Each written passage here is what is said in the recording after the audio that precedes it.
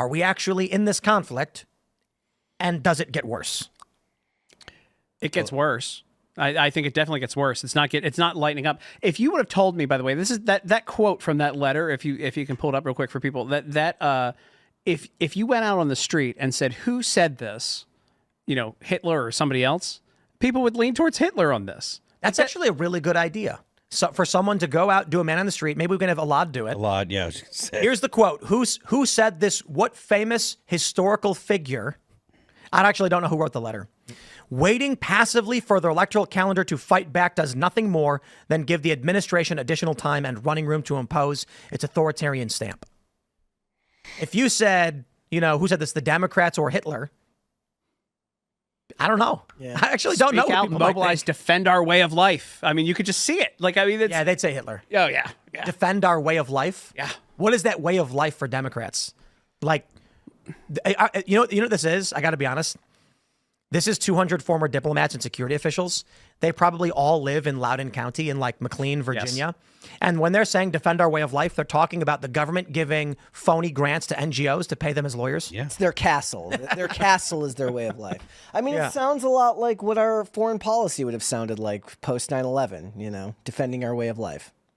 Yeah. Indeed. I mean, one of the alluring factors of that phrase is it's like Obama's hope and change. It's nebulous. It's nebulous. It doesn't actually mean anything, so the listener can apply what's their way of life. What way of life is being threatened? Well, it's your way of life. It doesn't matter what someone else is or how someone else conceptualizes it. Mm-hmm. Just like what hope and change meant to every person that was listening was totally different.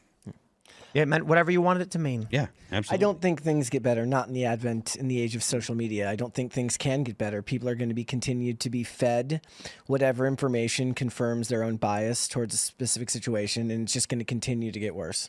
I was thinking about, I was talking with the missus today, and we were talking about general investment. Like, what do you do?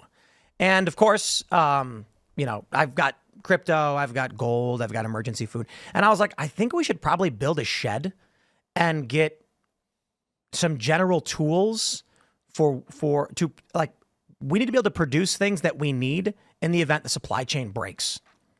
Because they're talking about shortages over the tariffs. Maybe not. I don't know. There's already reports that shipments from China for the month of April are basically gone. Yeah. Basically, which means we got about a month or so before we start noticing the ripple effect. Resources from China that are used to make products in America, and then products directly made in China will be absent, obviously. Now, that may be bad in the short term. It may be good in the long term. I don't know. But the idea is what do you do when you go to Target and there's no baby formula?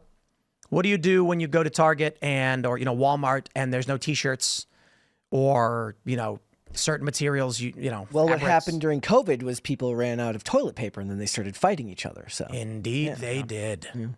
So you combine this with what I keep harping on about, this demographic cliff, a shortage of new labor, and it's looking pretty worrisome in the short term. Yeah, I mean, I could imagine.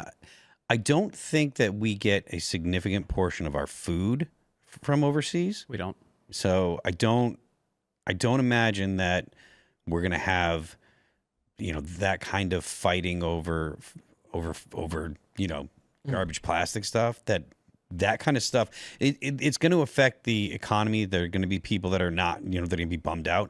But I think that the real, real inflaming things are like when food isn't hitting the shelves and stuff like that. So I don't know that I'm convinced there is something that actually sets it off. Not that I'm saying that there aren't a million things that I possibly could be overlooking here. And I'm certainly of the opinion that, I don't know where the off ramp is, but we've talked about, civil conflict or whatever on this show a couple times in the past, or frequently. And I'm still of the opinion the normies don't get involved over people throwing firebombs at Tesla. No, but toilet paper. Yeah. Yeah. Toilet paper. They were good, yeah. fighting for those videos were Yeah, nuts. they were. I was always like my perspective on it as like a dummy was like it doesn't seem like the fighting would really begin. I'm not talking about political fighting, but the general population until food shortages came, because we have so much technology and general convenience that people have been kind of zapped into a sort of zombieism where they're not really taking stock of what's going on in the world. But once the food shortages come, but now Yeah, they and- can't get a new iPhone and the food You shortage. know, what you're talking about isn't political strife though. That's like end of the world stuff. No, that's what I'm saying is like when I think about what pushes someone towards a specific political message could be that type of food shortage. Thanks for checking out this clip from Timcast IRL. Make sure to watch the show live Monday through Friday at 8 p.m. Subscribe to this channel, and we will see you all there.